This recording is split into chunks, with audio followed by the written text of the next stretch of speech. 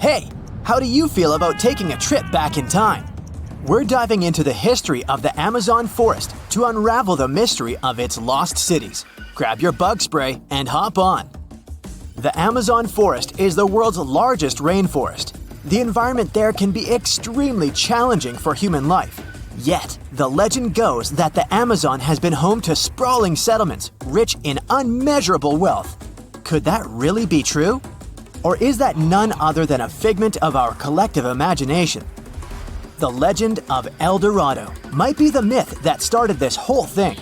As European explorers began their excavations in American lands back in the 1500s, word got out of an Amazonian civilization that used to paint their leader in gold as an offering to higher powers. The legend of El Hombre Dorado, aka the Golden Man, began to quickly spread around Europe. Explorers got excited at the possibility of finding an infinite amount of gold somewhere deep within the Latin American jungle. And as you can imagine, expeditions to the continent began to multiply with each passing year. It didn't take long before explorers found this civilization. They were known as the Muisca people and were located in Colombia, near Lake Gudavia. The Muisca people had a tradition of painting their leader, aka the Zipa, from head to toe in gold. In a ceremonial gesture, the Zipa would swim into the river, spreading gold dust all over the lake. For the Muisca, this was their way of acknowledging and thanking the higher powers of the universe they believed in. When European explorers heard and witnessed this practice, they were amazed. For them, gold was used solely for commercial purposes as their main currency for trade. This made them think that the Muisca people must have stacks and stacks of gold hidden somewhere in the jungle for them to use it so abundantly. Well, that's how the legend of El Dorado was born. What was once the practice of El Hombre Dorado traveled on word of mouth until it became El Dorado, a fictional city that was most likely to hide piles of gold. The hunt for this city led Europeans to spend large amounts of money to scour the Amazon forest. Unfortunately, all of their expeditions came back empty-handed. That is, if they ever came back at all.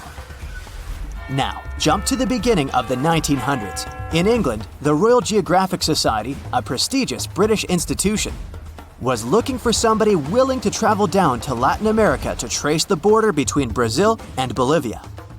More specifically, the part of the border that is nestled deep within the Amazon rainforest. One Sir Percy Fawcett was a Latin American aficionado, and he gladly volunteered to do the job. Oh, it's important to note that the Amazon forest is virtually the size of the continental USA. It sprawls across 8 countries, including Brazil, Peru, and Bolivia. And trust me, getting around is no easy feat. The jungle is covered in dense vegetation, and in addition to that, it's home to insane predators such as anaconda snakes, panthers, crocodiles, piranhas, and so on. But despite all that, Fawcett was very successful in his mapping adventure and seemed to be wanting to come back more. Back in England, Fawcett would scour diaries from other explorers hoping to learn more about the ancient Amazonian civilizations. He would read about the Incas and the Mayans and the great empires they built. He believed that if the Incas were capable of building empires that stretched over 2 million square miles, this could mean that other Amazonian civilizations could have thrived there too. During his research, Fawcett came across a report from a 16th century explorer. The report told of a city deep within the Amazon forest that held unimaginable quantities of minerals, a town that stretched for 15 miles without any space from a house to house. This report fueled Fawcett's imagination to a new extreme. From then on, he became obsessed with finding what he called the lost city of Z. Over years, Fawcett searched the Amazon forest, usually looking for stone ruins that could possibly indicate human settlements. On his later expeditions, he focused on exploring the state of Mato Grosso in central Brazil. He would travel from Europe and into the lower region of the Xingu River.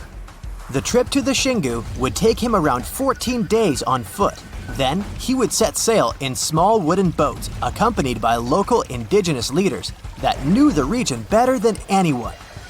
How he communicated with the indigenous population is still a mystery, since they only spoke in local dialects. Some scientists believe that this could have been the real reason why he never found the city. They believed he wasn't able to communicate what exactly he was looking for. And this was not his greatest difficulty. As we've said before, Amazon is not a kind place for its visitors. In his diaries, Fawcett tells of encounters with a 60-foot-long anaconda, which he bravely survived. He writes of endless sleepless nights and waking up with his hands and feet swollen from mosquito bites. Some of his peers said he was invincible and tireless, but the day came during his 8th expedition when he didn't make it back home. Fawcett disappeared without leaving any trace behind. Some even suspect that he was close to reaching his lifelong goal. On the day of his disappearance, he sent an optimistic letter to his wife saying there was nothing to fear, and that he was setting out on a certain final search. Fawcett's failed attempt to find ruins seemed to support what had become a consensus among experts at the time, that this rainforest was too inhospitable to support large, complex societies, let alone cities. Experts were convinced that the Amazon's lost cities were nothing more than fiction. That is, until the 1960s, when modern research began to find evidence that suggested otherwise. Scientists discovered patches of extremely fertile soil. They called it Black Earth. And apparently, they found lots of it in the Amazon, especially alongside rivers. Further research even showed that such soil was created by human waste or the intentional burning of forests, which adds nutrients to the soil below, which could only mean bingo! The discovery of Black Earth was the evidence that large-scale agriculture was possible and probably did exist amidst the Amazon, confirming that settlements could have formed there after all. In the 1990s, along the Xingsu River in Brazil, a team of archaeologists from the University of Florida made a remarkable discovery. Working alongside local indigenous people, they found very long ditches. After mapping them, they realized that these ditches were a sign of a big settlement. They were remnants of carefully designed walls centered around a plaza. Some were roads that led to more settlements. In fact, just this part of the Amazon, about the size of New Jersey, was once a network of dozens of settlements that experts believe could have been home to at least 50,000 people between 1250 and 1650 CE. Other discoveries were possible thanks to LiDAR imaging, a type of technology that allows researchers to take satellite pictures of the forest's ground without having to step inside of it. A network of trenches in Acre, Brazil, dates back to 200 to 1200 CE. These suggest settlements that could have supported 60,000 people. Other images from near the Xingu River suggest cities that could have housed about 50 million people. These were the lost cities of the Amazon. Believe it or not, these images suggest that Fawcett was very close to a major discovery. He was looking for the ruins in the right place, but he was looking for the wrong thing. Unlike cities such as Cusco, which used stone as their primary material, Amazonian settlements used wood and earth to build their cities. These materials are highly deteriorating and probably decomposed over time. Finding them required a bit more technology than what Fawcett had available at his time. Some mountains look so picture-perfect that you'd swear they were hand-sculpted by a divine architect. And the thing is, you're not that wrong if you think so. Wait, did someone really build mountains? Hidden deep in the Amazon rainforest, there's a bizarre cone-shaped peak that raises that exact question. And halfway across the world, there's a landscape that looks like someone spilled a massive bag of Hershey Kisses across a green field. No, you can't make this stuff up. Get ready to learn what would happen if a Hershey's Kiss and the Road to El Dorado movie had a baby in real life, because we're diving into two of the most mysterious and oddly satisfying natural formations on Earth, Cerro El Cono in Peru and the Chocolate Hills in the Philippines. One might be an ancient lost pyramid, and the other turns into chocolate every year. Well, sort of. Let's start with El Cono. This strange, solitary mountain rises more than 1,300 feet above the treetops in the heart of the Amazon, right near the Peru-Brazil border. Sure, the Amazon is no stranger to mountains. There are impressive ranges, like the Amiri Mountains farther north and the Andes, not in the Amazon per se, but running along Peru's spine. But you see, El Cono is different. For starters, it's completely isolated. If you fly over the region in a helicopter, all you'll see for miles is an endless emerald sea of rainforest. Then, boom, out of nowhere, a perfectly cone-shaped mountain juts into the sky like a giant green Dorado. It's not part of any major mountain chain, it doesn't have any siblings, and it looks so symmetrical that it almost feels artificial. And it's covered by forest. Now, naturally, this has sparked all kinds of theories. Some people think it's an extinct volcano. Others say it's a freak of erosion. And then there are those who whisper more exciting possibilities. What if it's a lost pyramid? And before you roll your eyes, this idea is not as wild as it sounds. And some people actually stand by this theory. After all, the ancient civilizations of South America built pyramids too. What? Yeah, can you believe that the Egyptians didn't actually invent the concept of pyramids? No joke. The Mochichachapoya and Inca civilizations all built monumental structures. In fact, pyramids are found all over the world, from Ethiopia and Thailand to Greece, Mexico, and even Italy. So why do pyramids keep popping up throughout history? Simple. They're structurally sound. The broad base supports the weight, and the pointed top was often seen as a symbolic connection to the heavens. Okay, but what are the chances of all these people coming up with the same idea at the same time? Okay, calm down. Ancient aliens. Yeah, that's possible. But as it turns out, ancient people did talk to each other via trade, migration, and cultural exchange. Ideas like pyramids didn't need to come from a secret one-world civilization. They just came from smart, curious humans scattered across the globe, all looking up at the stars and wondering how to get closer. In fact, recent archaeological discoveries have revealed massive ancient cities deep in the jungle that were completely swallowed by nature. In Guatemala, scientists uncovered a lost Maya city with its own pyramid structures. In Mexico, an entire metropolis was found buried beneath forested hills. So yes, humanity can forget an entire city. Take another look at El Cono from the air, and you might start believing it too. Its slopes are smooth. Its symmetry is uncanny. From above, it resembles a colossal step pyramid or ziggurat, cloaked in jungle vines and secrecy. And if someone told you it was the moss-covered remnant of an ancient civilization, you might just nod and say, "Yeah, I see it." Of course, no one's proven anything yet. But the mystery is delicious. Like a myth waiting to be cracked open.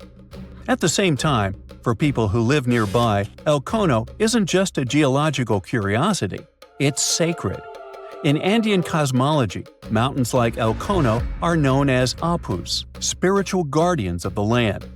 These aren't just rocks, they're living beings, protectors, deities. Think Tifiti from Moana, but South American and a little more mysterious. The indigenous tribes in the region still pay their respects to this mountain, treating it not as a tourist attraction, but as a sacred ancestor. And while everyone's busy debating whether El Cono is a mountain or a pyramid, nature's just vibing. The area surrounding El Cono is now part of Sierra del Divisor National Park, created in 2015 to protect one of the richest ecosystems in the Amazon. We're talking about rare plants, hundreds of bird species, many types of monkeys, and endangered animals like jaguars, giant armadillos, and even tapirs, the jungle's adorable pig-elephant hybrid. And yes, there are caves, springs, and even undiscovered ruins hidden deep in the forest around El Cono. So, what is El Cono really? Some geologists think it's likely a volcanic cone based on its shape. That's the official word from UNESCO anyway. Others argue it's a rare example of erosional geomorphology, a fancy way of saying wind, water, and time teamed up to carve a perfect mountain out of the landscape. Like geological origami, shaped by millions of years of natural forces. But the truth is, we don't know. Not for sure. Not yet. until someone launches a respectful science-based expedition with drones, ground-penetrating radar, and a green light from the local communities. El Cono will keep its secrets. And maybe that's the best part. Sometimes it's mysteries that make the world feel truly magical. Now, let's jump onto a metaphorical plane and head to the Philippines, where the mystery continues and gets a little sweeter. Spread across more than 20 square miles, there are between 1,200 and 1,700, or even more, perfectly shaped hills that look like chocolate kisses. Like seriously. In the dry season, the grass turns brown, and suddenly, it's like someone dropped hundreds of Hershey kisses all over the landscape. Sweet, right? These are the Chocolate Hills, duh. And they're some of the Philippines' most iconic natural wonders. From afar, they look almost too symmetrical, like some alien landscaper came down with a measuring tape and a sense of humor. But how did they get here? Well, according to scientists, the Chocolate Hills are a rare type of karst formation, a term used to describe landscapes formed when slightly acidic rainwater dissolves soft rock like limestone. In this case, the hills were once coral reefs and marine limestone that were pushed above sea level by tectonic forces. Over time, the exposed rocks got eroded by wind, rain, and underwater rivers, leaving behind this stunning army of symmetrical mounds. It's a geological marvel millions of years in the making. But science isn't the only explanation in town. Local legends are more fun. One story says the hills were formed when two giants got into a rock-throwing fight, launching boulders at each other until they collapsed in exhaustion, leaving the landscape littered with mounds, just like that one scene from the Hobbit movie. Another tale speaks of a heartbroken giant whose tears turned into earth, forming the hills as a tribute to his lost love. Oh. Today, the Chocolate Hills are a National Geological Monument and a major tourist attraction in the Philippines. They're also being considered for UNESCO World Heritage status, because, really, where else can you find such a naturally satisfying mix of geology and dessert? If you ever want to visit, it's pretty easy.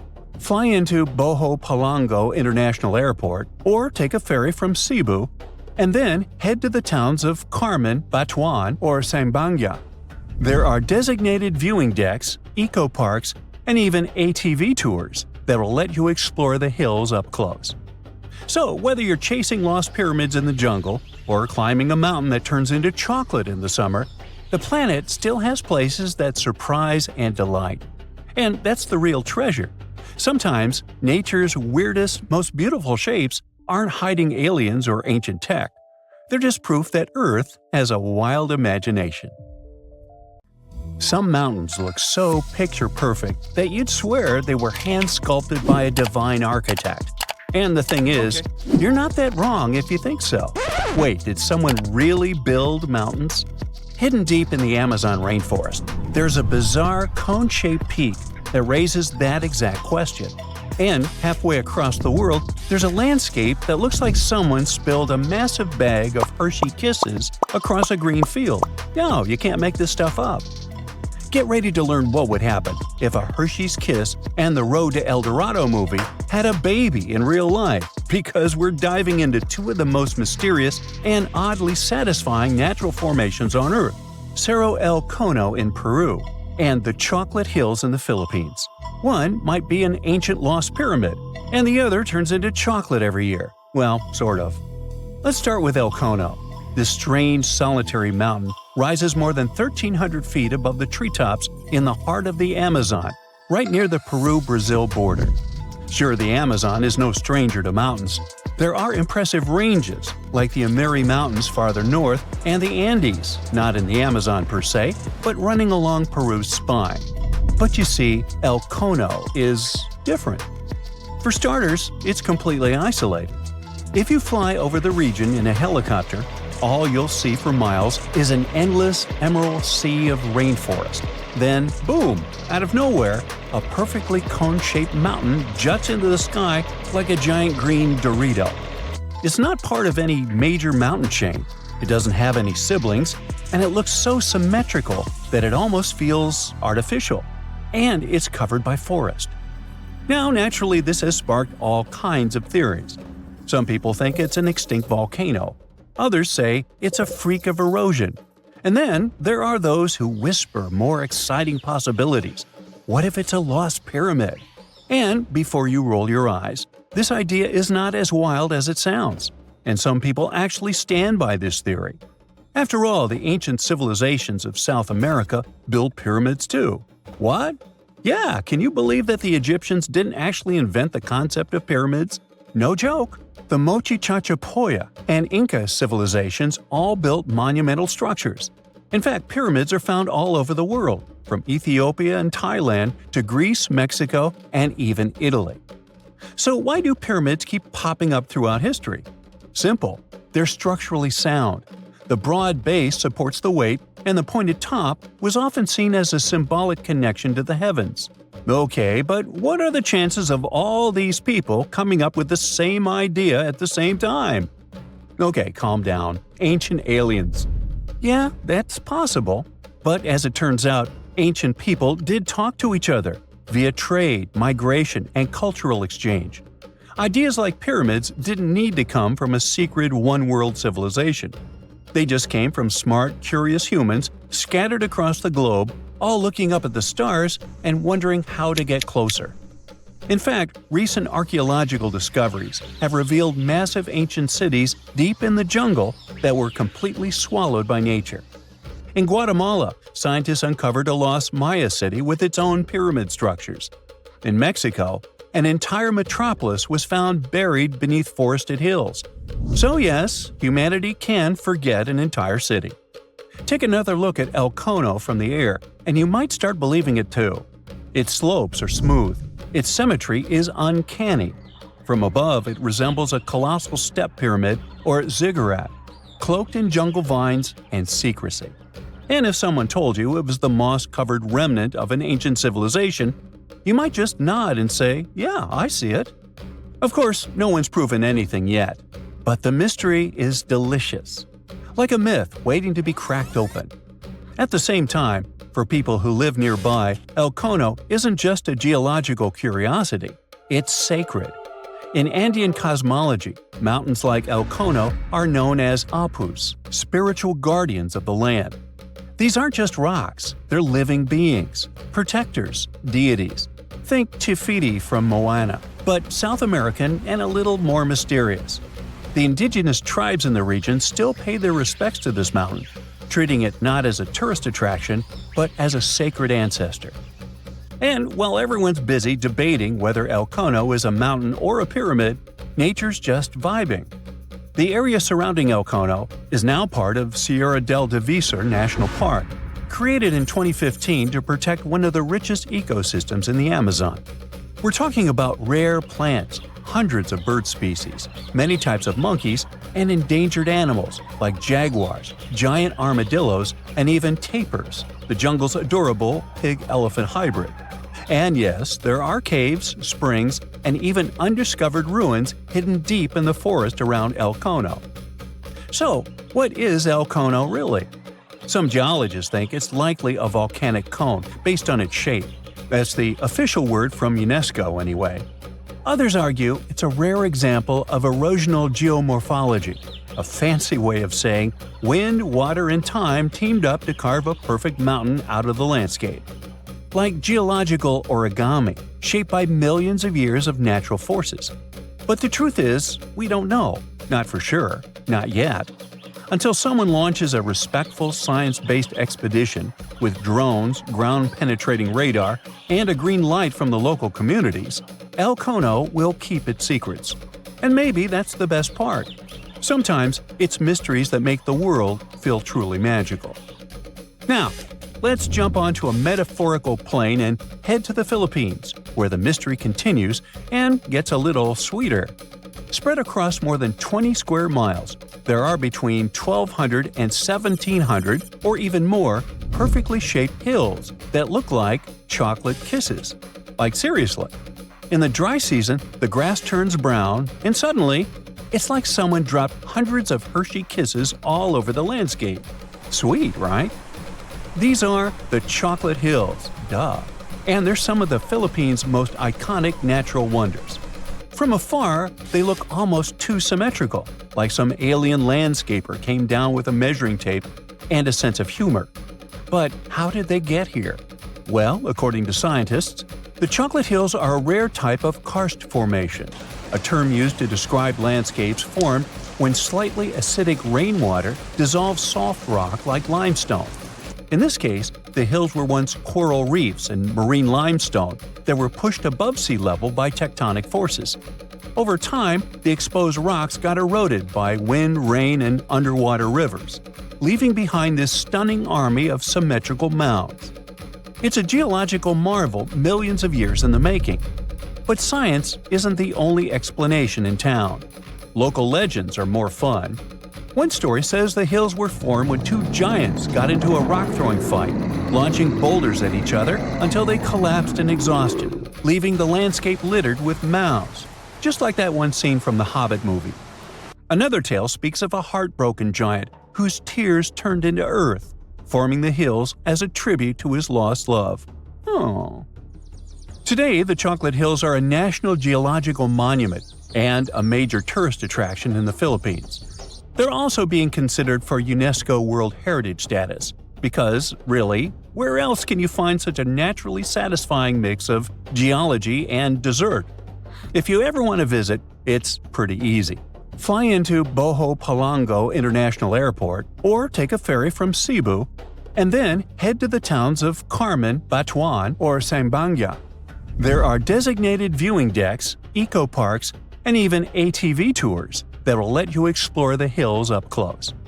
So, whether you're chasing lost pyramids in the jungle or climbing a mountain that turns into chocolate in the summer, the planet still has places that surprise and delight. And that's the real treasure. Sometimes, nature's weirdest, most beautiful shapes aren't hiding aliens or ancient tech. They're just proof that Earth has a wild imagination. Once upon a time, I searched through the jungle, following a map poorly drawn on a piece of cloth. After days of walking, I reached an ancient Mayan temple. As soon as I stepped in, a strange noise echoed. I turned to leave, but suddenly the floor cracked beneath my feet. I fell into a 1,600-year-old tomb. Finally, I got lucky. That day, I walked out with shiny jades, carved seashells, a creepy afterlife mask, and a curse that's been haunting me ever since. Well, okay, maybe it didn't happen exactly like that. Or maybe it didn't happen to me. Sadly, real-life archaeology is not like Indiana Jones movies. However, the findings can be as exciting and important, especially in Belize, where archaeologists just found the first identifiable ruler's tomb in the lost Mayan city of Caracol after 40 years of digging. A team of archaeologists finally unsealed a hidden chamber, buried deep beneath a structure they'd already studied. And inside that tomb, which is indeed around 1,600 years old, was Tikab Shak, the first known king of Caracol. His name is commonly interpreted as Tree Branch Rain Deity, which is poetic and incredibly awesome. King Shak was believed to be a Mayan deity in control of rain, thunder, and lightning. According to folklore, he used axes to strike rain-bearing snakes in the sky to make the rain fall. The buried king is considered to be the dynasty founder. The royal dynasty he founded lasted more than 460 years. And judging by what was buried with him, we can assume that King Shak was greatly celebrated. His tomb had jade beads, carved bones, seashell jewelry, and ritual pottery vessels. One of those vessels shows Ek Chua, the Maya deity of trade, receiving offerings. Others showed bound prisoners. Archaeologists could tell they had found some high royalty when they noticed a considerable presence of red cinnabar in the tomb, a rare and expensive material from the Mayan world. Then there's a jade mosaic mask, pieced together like a puzzle to cover the king's face in brilliant green. Jade wasn't used just because it was shiny. It was sacred and symbolically associated with life and demise. Polished jade glistens like it's been dipped in water, cool at first, but quickly warming in your hand. To the ancient Maya, this lifelike quality made jade a living, breathing substance. And for this reason, it possessed high religious and spiritual importance. The Maya associated it with the breath of life, with royalty, and with eternity. Covering someone's face in jade showed just how high-ranking that person was. King Shak's mask has yet to be examined properly, but another famous mask of King Pakal was made of over 346 green jade stone fragments. That's a lot of painstaking work. But maybe the most symbolically fascinating thing about this king was that he was old. Not just lived a good life old, toothless old. To us, that means he didn't clean his teeth properly, because no, you don't usually lose teeth just from getting old, as long as you maintain good oral hygiene and dental care. On the other hand, according to Maya legends, toothless elders were believed to have spiritual powers. Rulers and shamans mediated between realms, and aged or underworld deities were often shown as toothless in art. Now, speaking of realms, Mayan cosmology divided the universe into 3 layers. The upper world was where the deities lived. The middle world was where humans lived. It was carried on the back of a giant turtle or caiman, and surrounded by a primordial sea. Beneath it was the underworld, known as Xibalba, a dark and complex realm of spirits and ancestors. And certain people, especially rulers, shamans, and elders, were believed to move between these worlds. This king was a ruler, had a deity-like name, and was a toothless elder. Boy, his power level must have been off the charts. But that's not all. Here's the eerie part. The tomb was buried beneath another tomb, which was discovered all the way back in 1993.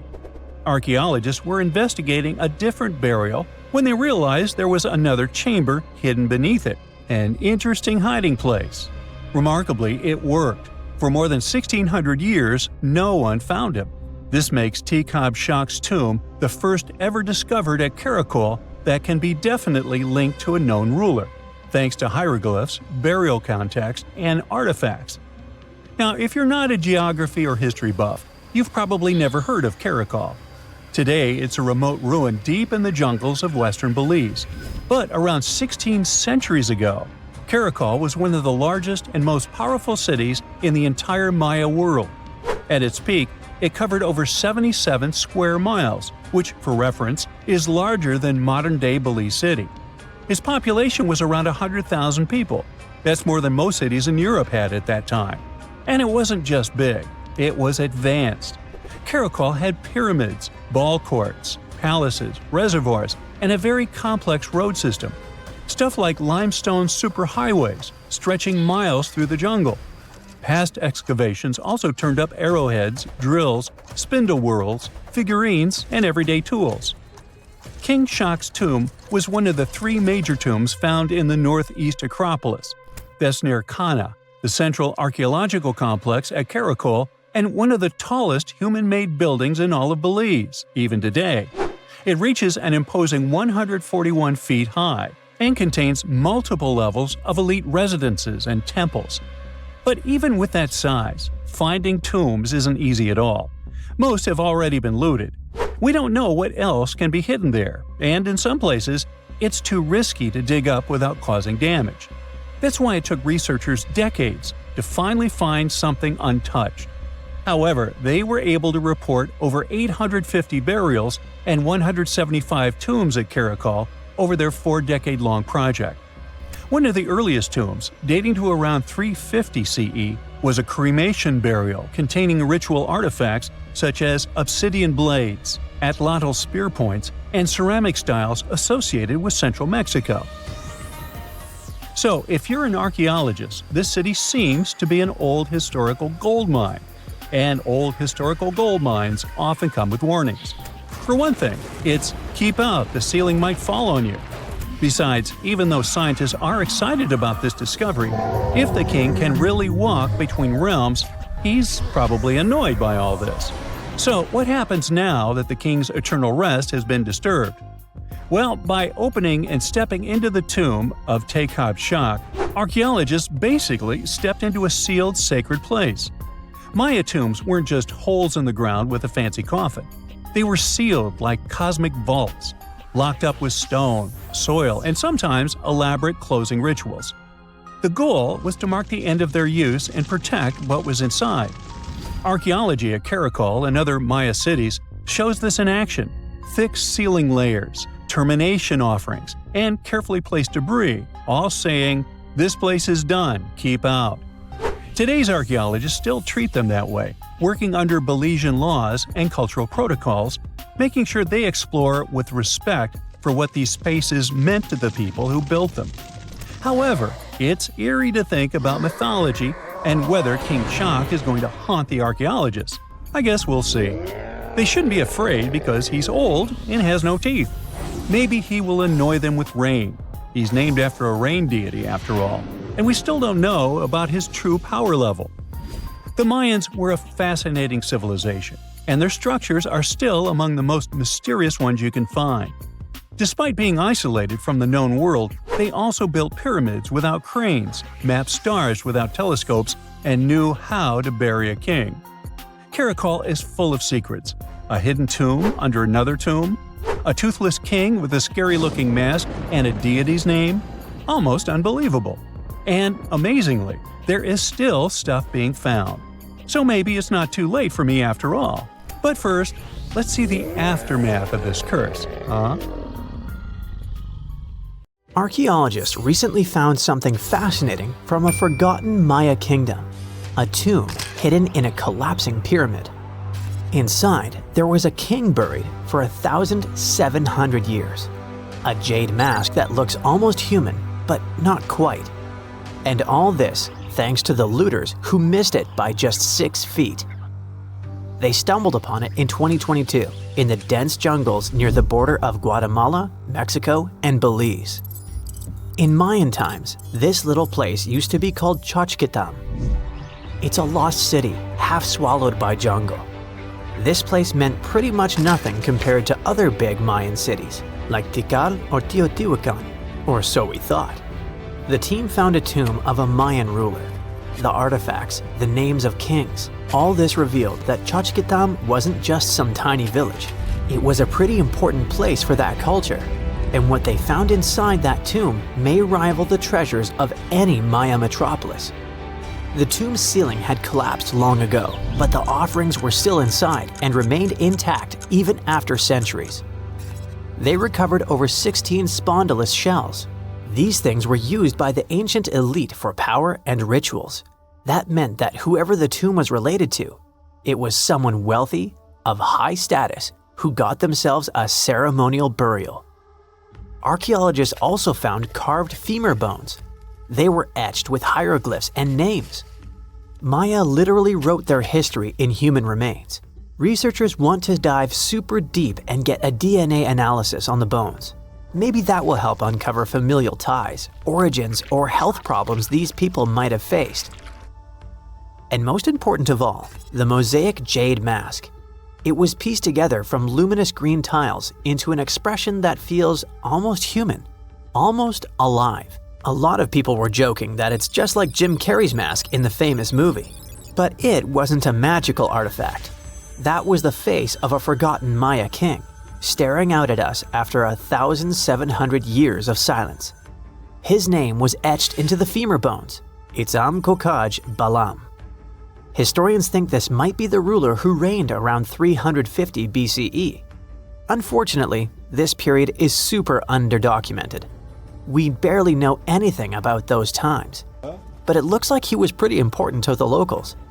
One of the bones even showed a carved figure holding a deity's severed head. The deity's head looks exactly like the jade mask. Perhaps this was supposed to be the king himself, defeating some mythological villain. Other inscriptions mention the king's father and grandfather. That links Xochitlam to the mighty Maya capitals we mentioned, Tikal and Teotihuacan. Tikal was once the beating heart of the Maya world. It was a fascinating megapolis. A city rose from the Guatemalan lowlands with towering step pyramids that scraped the sky. That place was home to tens of thousands of people. It was also a hub of art, astronomy, and culture. The rulers were worshipped almost as living deities.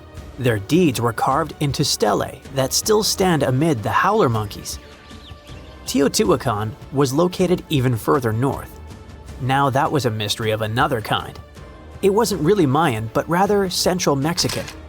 But still, that was a true metropolis, one of the largest cities in the world during its time. It was most famous for its Avenue of the Dead and colossal structures like the Pyramid of the Sun. It was a rich cultural center that had a worldwide influence. For centuries, both Tikal and Teotihuacan seemed to have completely different cultures. Tikal was a flourishing city-state where people loved reading, astronomy, and beautiful architecture. Teotihuacan was a titanic militaristic superpower. Two big centers of Mexico, separated by 600 miles of jungle and mountains. Compared to these imperial capitals, Xochitlam was a whisper. But it looked like this Itzam guy from the tomb wasn't just a ruler of a random village. He seemed to have political ties in ancient Mesoamerica. The craziest part is that we almost lost this piece of history, all because of the looters. At some point in the past, grave robbers had tunneled dangerously close. They stopped digging just 6.5 feet away from the tomb. That's just like in that meme with the diamonds. Sometimes you stop digging right before you hit it big. But in our case, thank heavens they didn't get there first. That's how close we came to losing a piece of history. In an almost poetic irony, it was the looters' tunnels themselves that led Estrada Belli's team to the site. Archaeologists have been looking around and using the so-called LiDAR technology. That's basically laser beams shot from high above, which help them map the spot. It's like taking X-rays of the jungle floor. And that's when they found the little signs of intrusion. They quickly realized that if someone was digging here, they were probably looking for something important. Without the failing looters, they might have walked past a discovery. In any case, archaeologists want to keep searching. They might even find more chambers buried inside the abandoned pyramid. We just keep finding mysterious things related to the Maya. Recently, buried deep within the ruins of Tikal, archaeologists found a house. And in that house, a limestone altar. It was covered in vibrant murals of red, yellow, and black. What's weird is that this build wasn't made by Maya. It was unmistakably Teotihuacan in style. And just like the tomb from before, it was made about 1,700 years ago. The altar was discovered inside a Maya-era residence known as Group 6DX7. It stood 3.5 by 6 feet right in the center of the home.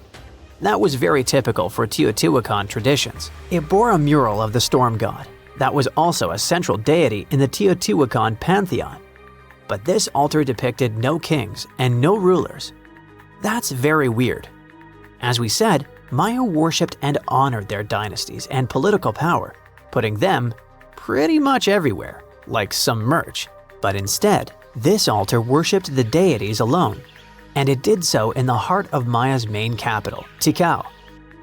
When archaeologists dived deeper, they saw it as unmistakable proof that Teotihuacanos not only came to Tikal, they thrived there. This house wasn't some trade outpost. People actually lived in it. Teotihuacanos built homes, practiced their rituals, and left their deities behind in this city. And Maya seemed to be chill about that. Researchers think this was a home for some elite people from Teotihuacan, or maybe it belonged to Mayans who practiced Teotihuacano culture and deeply respected it.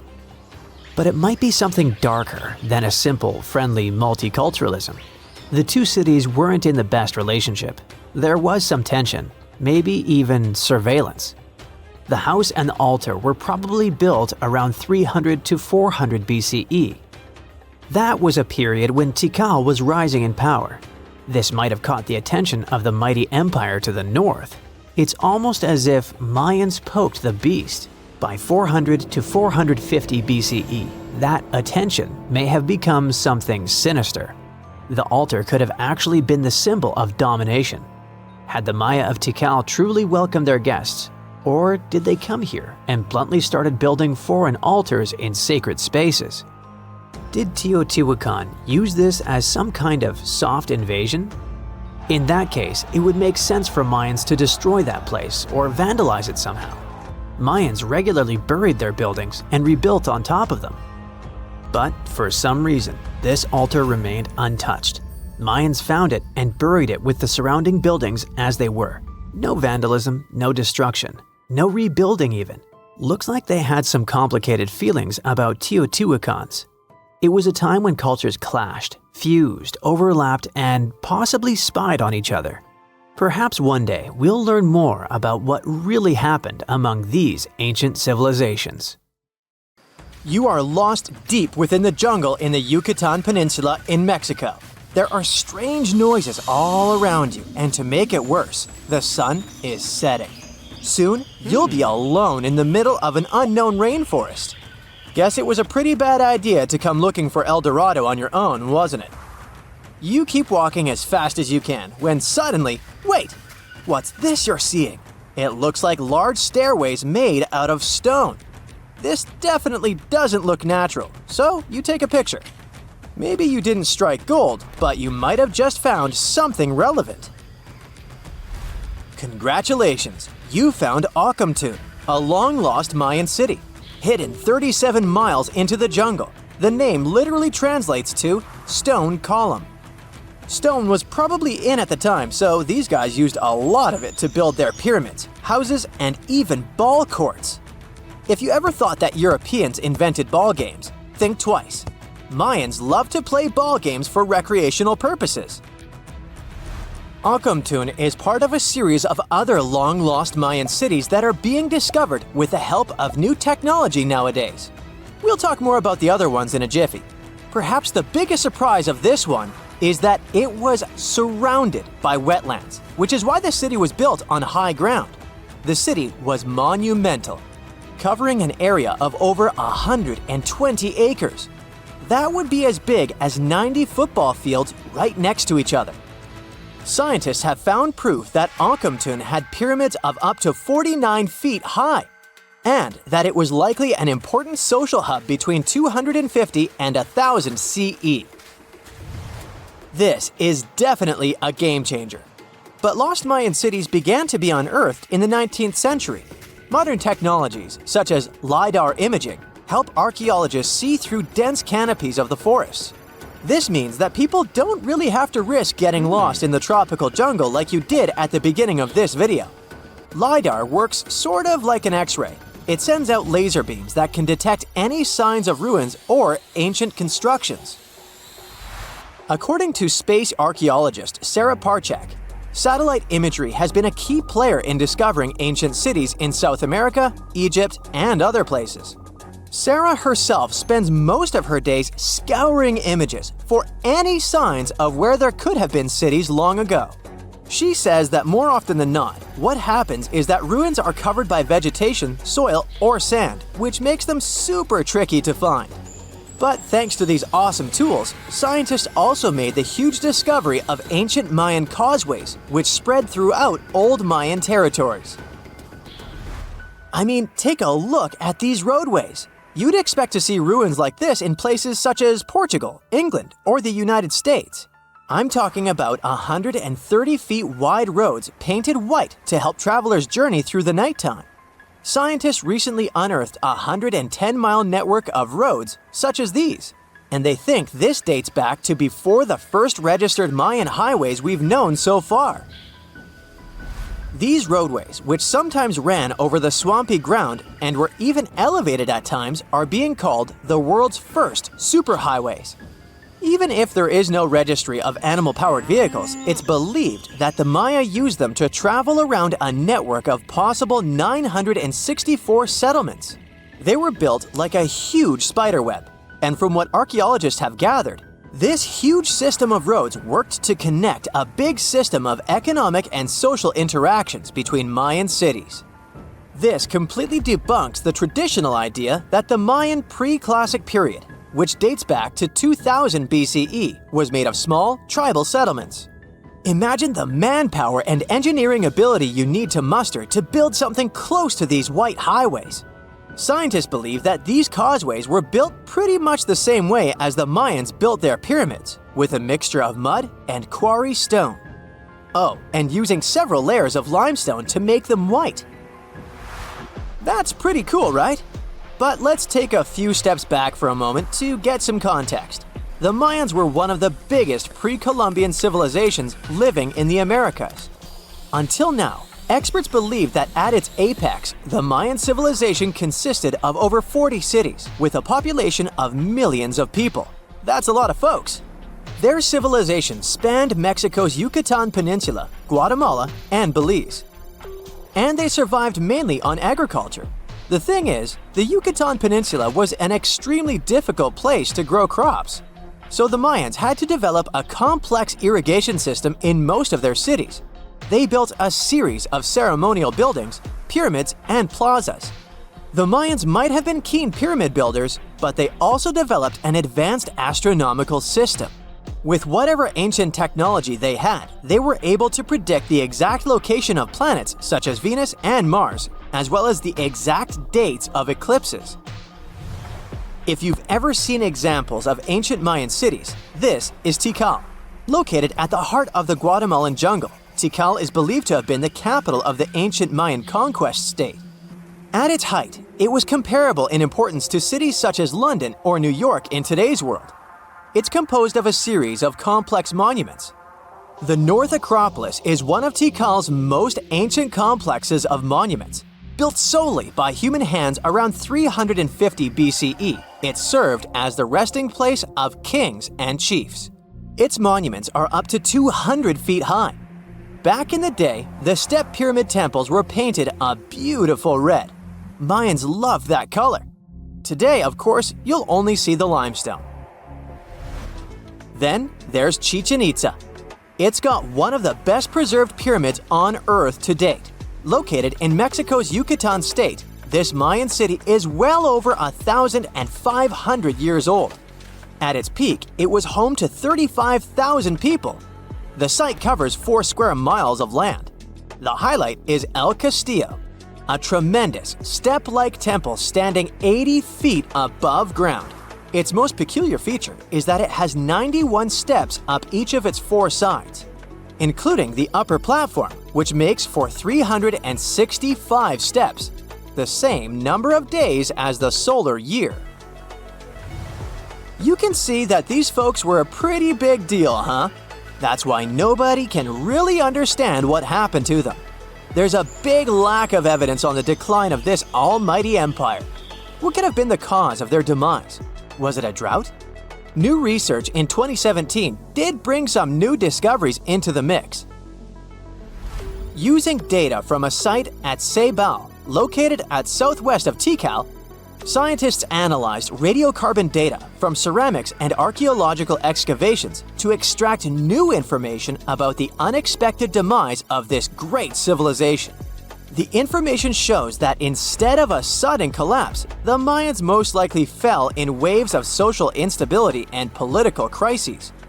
These events are believed to have deteriorated Mayan city centers and began causing the dispersion of the Mayan population. It's hard to pinpoint the exact causes, though. But hey, recent discoveries are shedding a big light on humanity's past. Not only about the Mayan Empire, but about other long-lost civilizations of South America. A major recent discovery in Brazil was done using satellite imaging technology and is also shocking scientists. Some images from near the Xingu River, also in the Amazon, suggest that cities of millions of people might have existed inside the jungle, way before our modern civilization ever existed. I mean, if this doesn't shock you, I don't know what will.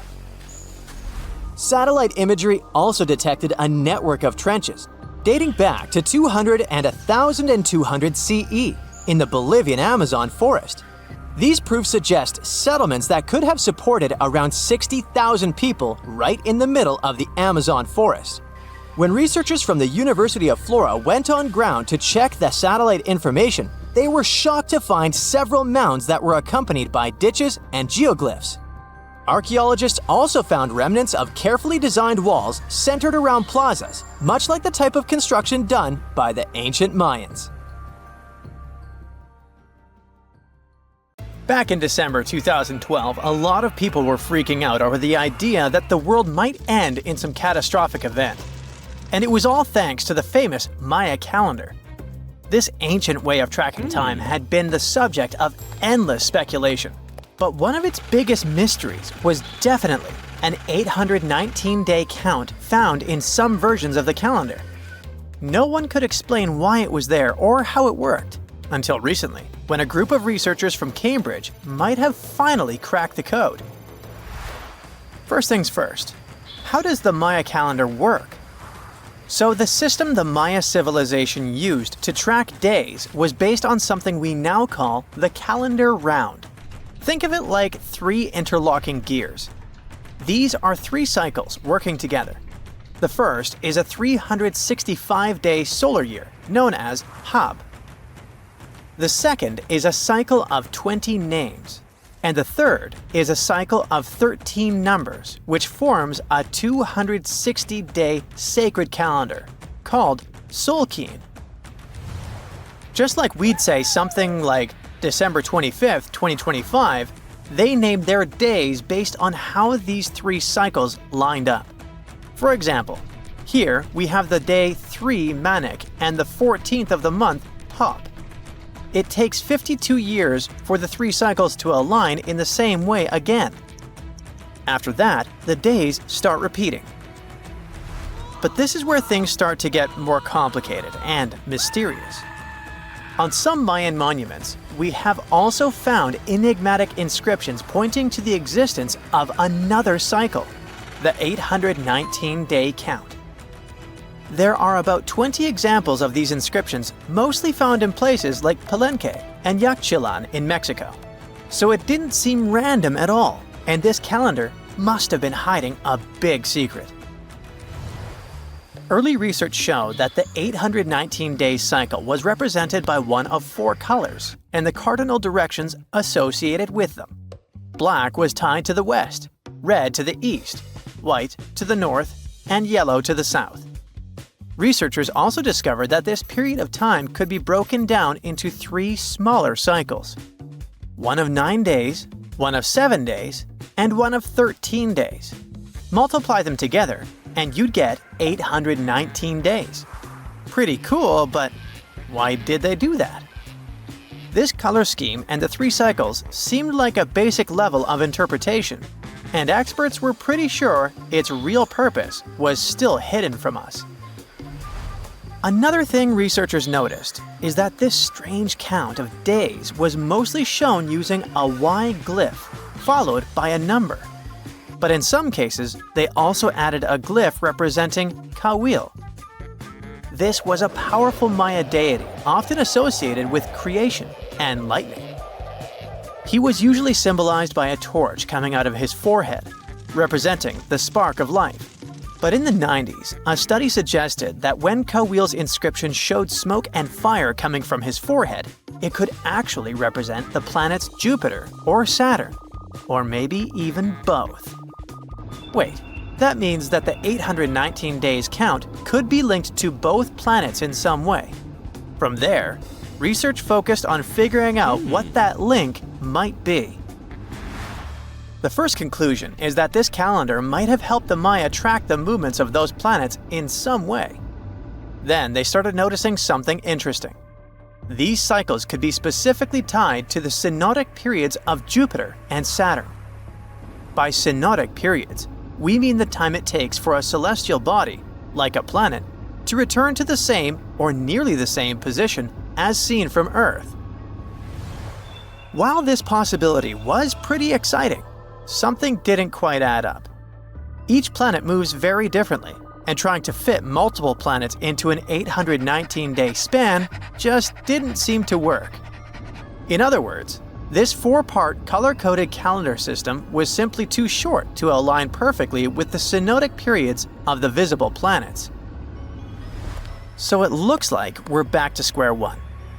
This mystery had people scratching their heads for ages, until 2023, when specialists realized they might have been looking at it all wrong. Researchers actually needed to shift their perspective. Instead of seeing this system as 819 days, they needed to consider the number as representing timelines. And this period of time could be just a small part of a much, much bigger calendar. You see, as we said earlier, this cycle seemed to track the period when a planet became visible to people on Earth. To prove that these 819 cycles were timelines, not actual days, researchers needed a planet that could serve as a starting point to back up their theory. In this case, it was Mercury. And there's a pretty simple reason for that.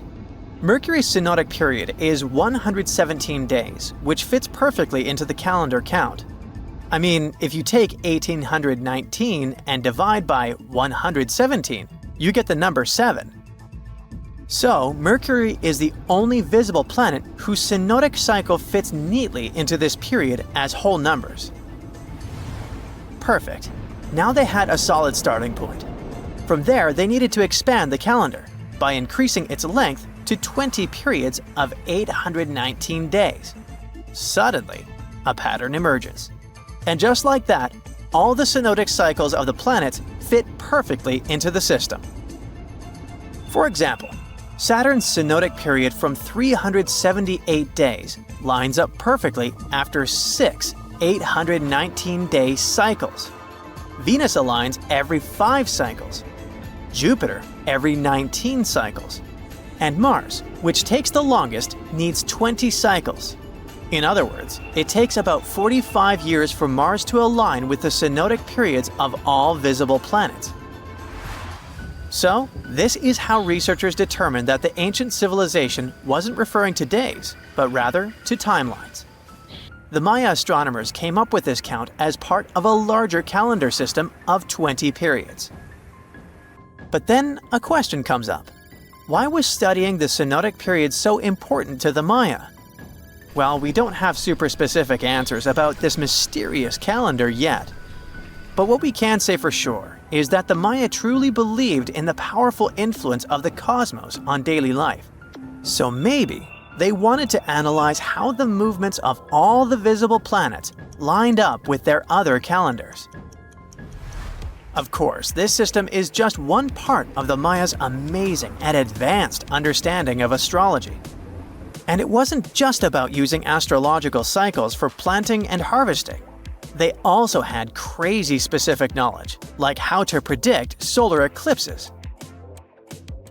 Archaeologists believe the Maya connection to the stars is reflected in the ruins of their world. Take the famous pyramid in the ancient city of Chichen Itza, located in Mexico's Yucatan Peninsula. If you look closely at the base of its staircase, you will see a snake's head carved in stone. But here's the coolest part. During the spring and fall equinoxes, when day and night are exactly the same length, the sun casts sharp, triangular shadows on the staircase. It creates the illusion of a snake slithering down the steps. Another example of how they use their knowledge of astronomy in their temples is in Tikal, Guatemala. Built around year 1 of the Common Era, this pyramid is considered one of the Maya's earliest astronomical complexes. And its alignment and orientation allowed them to track and calculate solstices and equinoxes with incredible precision. The Maya were skilled skywatchers. Just like we have modern-day high-tech observatories with round domes, they had something similar. Meet El Caracol. The name means snail in Spanish and refers to the spiral staircase inside the tower. Built around 906 Common Era, it was the perfect place to observe all the changes in the sky and track the movements of the sun, moon, planets, and stars.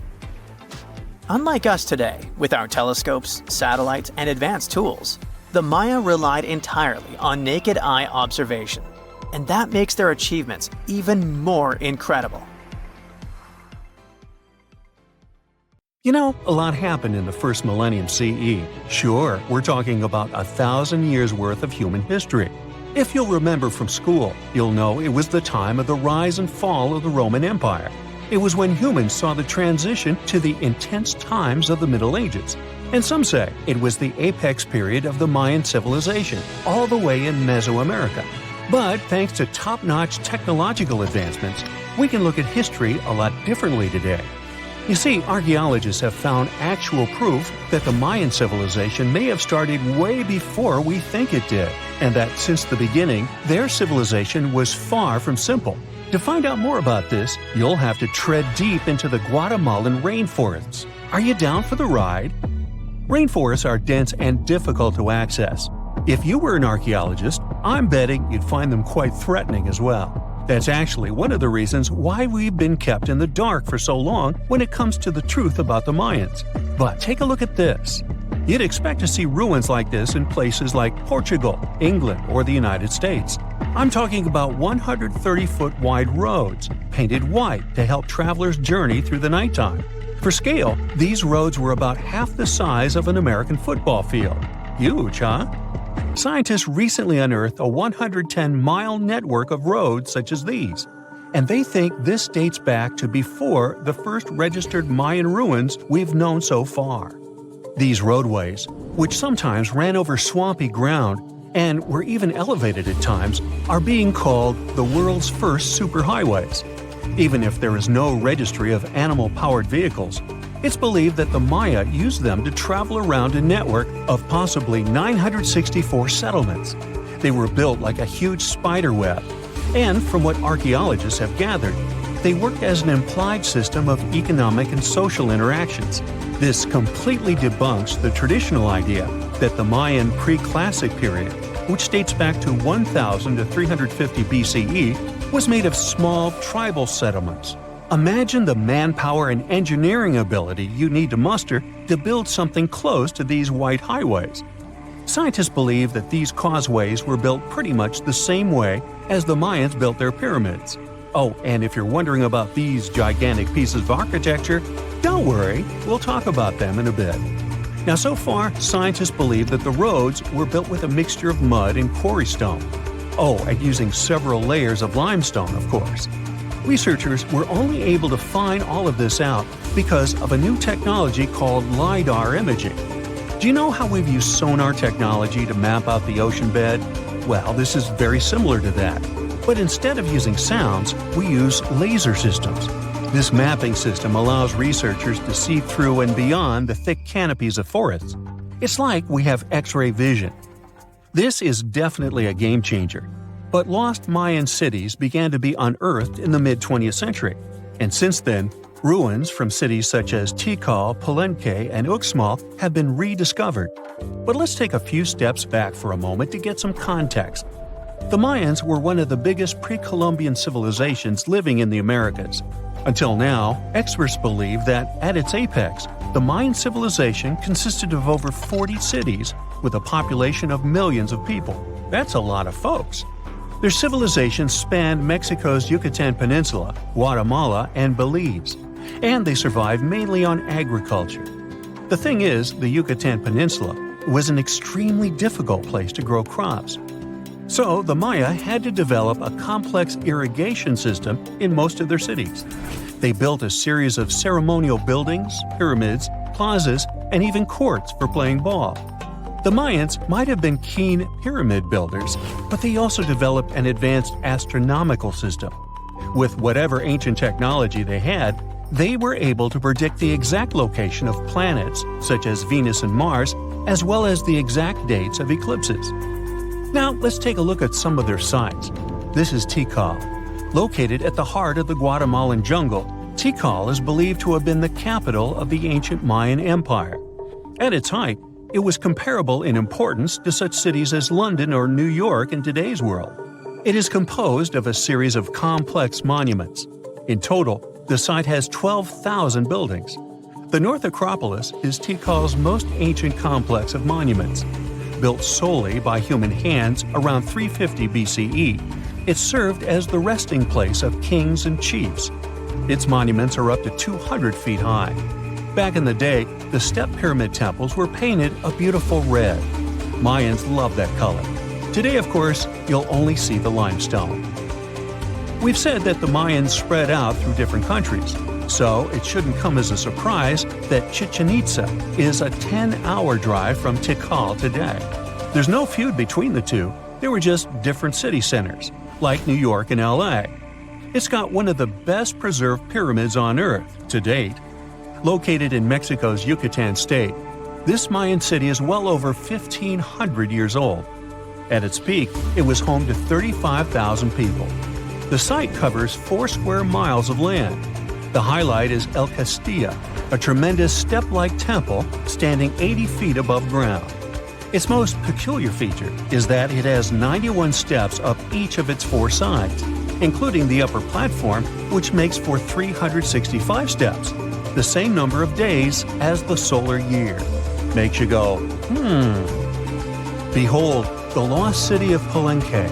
Another important Maya city is believed to have hosted over 6,000 people at its peak. Archaeologists have made some unusual discoveries on this site. The most eccentric of them all makes us think of Indiana Jones and the Tomb Raider. One of the buildings in Palenque is believed to be the final resting place of the Red Queen of Palenque. She was believed to be the grandmother of the last Mayan king. In her honor, a huge monument was built to keep her body after her passing. The discovery of the tomb itself was already thrilling. Archaeologists found an ancient monument when digging at the site back in 1994. The first they saw was a room with a hidden door. Once they opened the door, they discovered an 8-foot-long corridor. At the end of this corridor was the queen's chamber, and inside was the mummy of the queen herself. They found her to be accompanied by her pearls, jade shells, and expensive rocks. But as the team explored the remains, they saw something strange. The room was filled with a red-colored powder. Researchers knew that the color red was important to the Mayan people, but they didn't understand why the queen was buried with this unknown substance. They took a sample back with them for further analysis and discovered that the red powder was cinnabar, a very dangerous mineral. This powder, when inhaled, can cause severe health damage to a person. The team concluded that this could only be a trap for anyone trying to steal her riches. Talk about curses, huh? One thing that has always troubled researchers is the lack of evidence on the decline of this almighty empire. What could have been the cause of their demise? Was it a drought? Some disease? New research in 2017 did shed some light on this issue. Using data from a site called Ciabal, located southwest of Tikal, scientists analyzed radiocarbon data from ceramics and archaeological excavations to extract new information about the unexpected passing of this great civilization. The information shows that instead of a sudden collapse, the Mayans most likely fell in waves of social instability and political crises. These events are believed to have deteriorated Mayan city centers and began causing the dispersion of the Mayan population. So, what's your take on the end of this story? The story goes that 2 Mayan twin boys loved to play ball. Sure, they were really good at it, but they also made a lot of noise when playing. The lords of the underworld soon became bothered by the sound and summoned the 2 boys to the underworld, a place the Mayans called Xibalba. As soon as the boys reached their gloomy destination, the lords of the underworld began putting them through a series of tests. Soon enough, the inexperienced twin boys failed the tests and lost their lives. But this was not in vain. This sad event resulted in the appearance of a beautiful fruit tree. Soon enough, a young woman saw a beautiful fruit on this tree and reached up to pick it. Legend has it that soon after that, she gave birth to another set of twin boys named Hunahpu and Xibalba. Just like their ancestors, these twins were great ball players, but they were equally as loud, and the lords of the underworld became annoyed again. They decided to ask this pair of twins to come to play a game in the underworld, hoping to get rid of them too. When the twins arrived, the Lord sent them through a number of frightening places. The first one was the House of Gloom, which was very dark. They then passed through the House of Knives, where they had to avoid getting injured. The twins then built a fire in the House of Cold, so that they didn't freeze, and ran through the House of Jaguars, where they tricked the animals into not eating them. Finally, they entered the House of Bats, where they seemed to have lost their luck. One of the bats managed to run off with Hunahpu's head. The lords then challenged the twins to play ball with them, but the boys were clearly at a disadvantage. Xibalba placed a turtle on Hunahpu's shoulders to make up for his lost head, and they began playing. As the lords became distracted by an animal near the court, Xibalba stole his brother's head and placed it back in its place. Much to the annoyance of the lords, the twins were now able to tie the game. Hunahpu and Xibalunqui continued to perform a series of tricks for the lords of the underworld. One of them involved Xibalunqui injuring Hunahpu and then bringing him back to life. The lords were so impressed by the twins' performance that they asked them to do the same trick on them. Of course, the twins agreed, but after performing their trick on some of the lords, they refused to revive them. Seeing what had happened, the lords of the underworld admitted defeat and begged for their lives, promising not to intervene in the lives of people ever again. Hunahpu and Xibalunqui were happy to have avenged their ancestors and gained the respect of the lords. Legend has it that the lords of heaven were so impressed by the twins that they took them to live in the sky by turning them into the moon and the sun. The Maya civilization was one of the most dominant indigenous societies in history, and their folklore and traditions are still discovered and studied today. They used to live in a territory called Mesoamerica.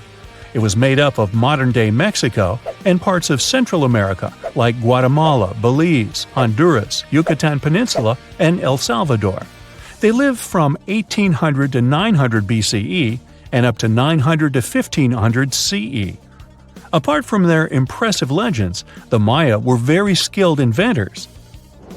They're known for their calendars, writing systems, farming methods, and sports. Their writing, for example, was found preserved on buildings and stone monuments, as well as in rare books and pottery. It's a system made out of more than 800 hieroglyphics in various combinations. Each of those signs was said to represent a syllable. Their writing system was deciphered by accident by Tatiana Proskorakov, an American woman who initially studied to be an architect. Since she didn't find a job in her field, she eventually became a Mayanist in her own right, despite not being academically trained. She was the first to notice that the Mayan upended frog glyph meant birth, and that their toothache glyph meant the date when the king ascended to the throne. It made it easier for scientists to pinpoint birthdays, as well as the names of the rulers of a specific Mayan dynasty. They also invented the concept of zero, which is seen as one of the greatest innovations in mathematics, physics, and human history altogether. Sure, even back then, people understood the idea of having nothing, but the concept of zero as a number is a relatively new invention. A fun fact about Mayans is that they really liked hats. The bigger your hat was, the more important you looked. Not only was it a sort of fashion statement, but it also made them look taller, which was a big deal for their aesthetic. The Mayans also came up with one of the most intricate and complex calendars in human history. It was the first to use zero as a placeholder. Their calendar ended on December 21st, 2012, which led some people to believe that it translated to the end of the world. Obviously, that was not the case. It just so happened that the date coincided with the end of a Mayan cycle of years. But you know, as advanced in science and astronomy as they were, they did make some mistakes. One of them was their belief that the world was flat. Their theory was that the four corners of the world were watched by the brother lords, who kept the sky from falling over their lands. Hats off for their menus, though, as they were well-known chocolate eaters. They turned eating chocolate into a form of art. The drink they made wasn't really like the hot chocolate we enjoy today, though. The recipe included mixing cacao with water, honey, chili pepper, cornmeal, and other ingredients to make a foamy, spicy drink. The ritual of drinking cacao was a crucial part of their celebrations. We're not done discovering all the amazing parts of their architecture and civilization. It was only a few years ago that a Maya pyramid was found at Tonina, in the Mexican state of Chiapas. It was estimated to be more than 1,000 years old. The reason why it escaped archaeologists for so long was that it lay hidden under what was believed to be a natural hill. The ruins of two Mayan cities have been recently discovered in the Mexican state of Campeche. Why didn't we find them until now? Well, they were concealed by really thick vegetation, which made it difficult for archaeologists to reach them. The Mayans didn't just disappear. Their descendants are still around today, many of them choosing to live in their ancestral homelands. You can find them in Guatemala, for example, where the Maya people make up the majority of the population. Overall, the Maya ethnic group contains people that speak different Mayan languages, such as Yucatec, Quiche, Quechua, or Mopan. They had no idea what a spa day was, but the Mayans really enjoyed a nice sweat once in a while. Sweat lodges were discovered around ancient Mayan sites. They were built out of stone or adobe. These rooms were an essential part of their cleansing and healthcare rituals. One of the earliest sweat lodges was found in Quello in northern Belize and appeared to date back 3,000 years. One of the most important parts of the Mayan culture was a ball game which they named Pips. It had both political and spiritual significance. We can see ball courts at important parts of Mayan archaeological sites. The main goal of the game was to pass a rubber ball through a very high stone hoop without using your hands. Basically, it was a combination of soccer and basketball. However, it could have serious consequences. The loser could, at times, even lose his own life. Ooh, high stakes indeed. Because of this game and the need for bouncy balls, the Mayan people were some of the first cultures to use rubber. They made it using natural latex. There were different kinds of rubber depending on what natural substances the latex was mixed with. And that, my friend, is the way the ball bounces. Sorry, but you know me, I just couldn't resist. So, imagine you're 15 and you get bored of playing video games. Instead, to pass the time, you decide to give some attention to an old hobby of yours, tracking down lost Mayan cities. You've heard that some ancient civilizations are said to have built entire cities based on constellations, so you decide to check out whether that was true for the Mayans. You find a book containing all the constellations the Mayan civilization believed to exist. You open good old Google Maps and map every ancient Mayan city discovered to date. You start seeing that this information actually matches. And truly, the biggest ancient Mayan cities correspond to the brightest and biggest stars of the Mayan constellations. Okay, this is getting interesting. You manage to map out over 100 ancient cities when you suddenly notice something strange. There's an area in the Yucatan Peninsula in Mexico where archaeologists have unearthed 2 Mayan cities. But on the constellation map, there are 3 stars. Could this mean there is a long-lost city waiting to be discovered nearby? You might think this sounds too daydreaming, but the story is actually true. The previous account happened to a Canadian teenager named William Gaddery. The boy is known as a science genius and had even won an award for the constellation theory we presented just now. When he noticed that a 3rd city was missing from the 23rd constellation he was examining, he began to scour the internet for satellite pictures that could help him solve this mystery. He looked into images from NASA, JAXA, a Japan-based satellite company, and Google Earth. These images were still insufficient to answer his questions, so he reached out to a friend inside the Canadian Space Agency. His friend provided him with state-of-the-art satellite imagery that gave him the answer he was looking for. According to the images, there is a large square area right on the border of Mexico and Belize, which looks like the remains of a city. William took the images to a remote sensing expert known as Dr. Armand Larocque from the University of New Brunswick. They studied the images thoroughly and concluded that the area could be housing 30 buildings and even a large pyramid. The scientific and archaeological community went crazy with the 15-year-old's discovery. Could this really be true? Some background. Lost Mayan cities began to be unearthed in the mid-20th century. Since then, ruins from cities such as Tikal, Palenque, and Uxmal have been rediscovered. The Mayans were one of the biggest pre-Columbian civilizations living in the Americas. They began to settle in the area as early as 1500 BCE. Experts believe that, at its height, the Mayan civilization consisted of over 40 cities, with a population of millions of people. That's a crowd. And their cities were pretty interesting. Their civilization spanned over Mexico's Yucatan Peninsula, Guatemala, and Belize. They survived mainly on agriculture, So they developed a complex irrigation system in most of their cities. They built a series of ceremonial buildings, pyramids, plazas, and even courts for ball games. The Mayans were keen pyramid builders, but they also developed an advanced astronomical system. With whatever ancient technology they had, they were able to predict the exact location of planets, such as Venus and Mars, and they were able to predict the exact dates of eclipses. That's why the methodology William used to discover this long-lost Mayan city was unusual, but not completely surreal. The Mayans were keen astronomers, so it wouldn't be too strange that they built their major architectural feats in relation to the sky, would it? And they wouldn't be the first ones to be doing so.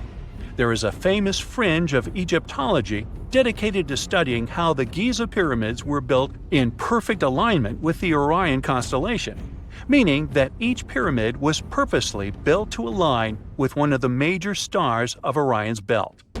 According to William, he first had the idea to look at the Mayan constellations because he couldn't understand why the Mayans built their cities where they built them.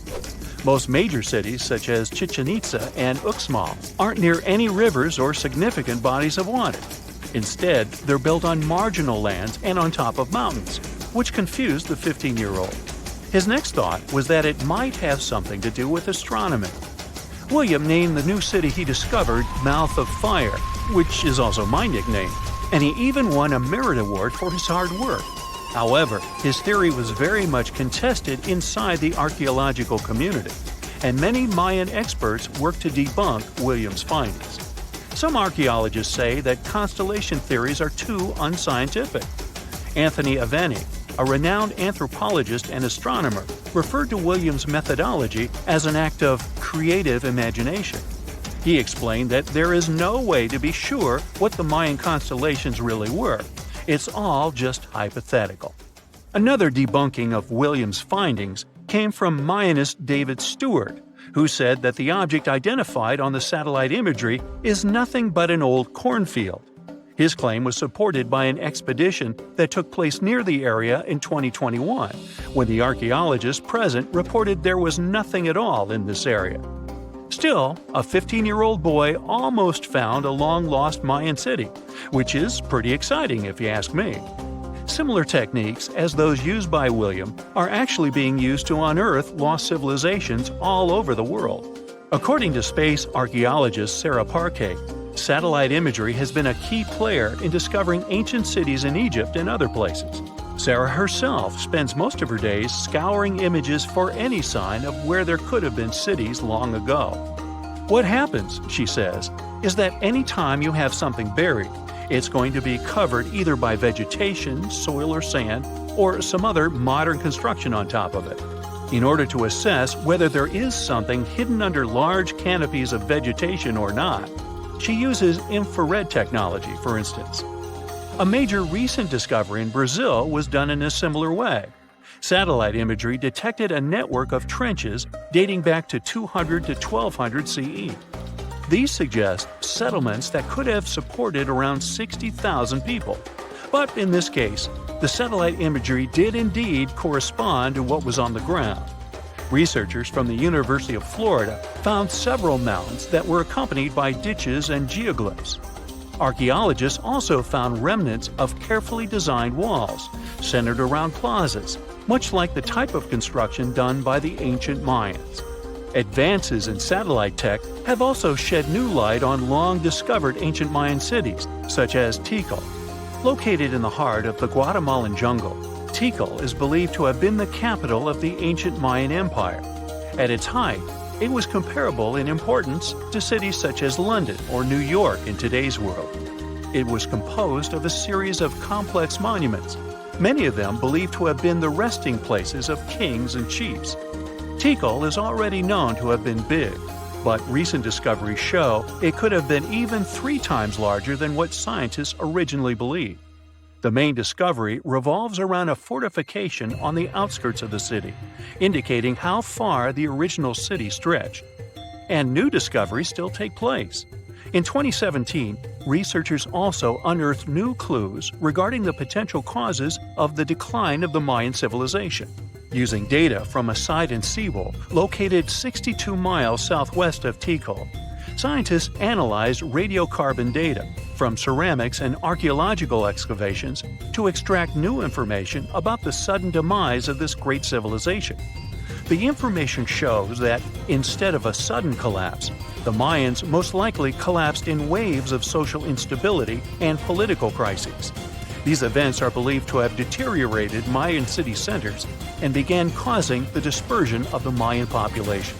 Well, it seems like it's a prime time to uncover ancient ruins. What do you say? Will you give it a try as well?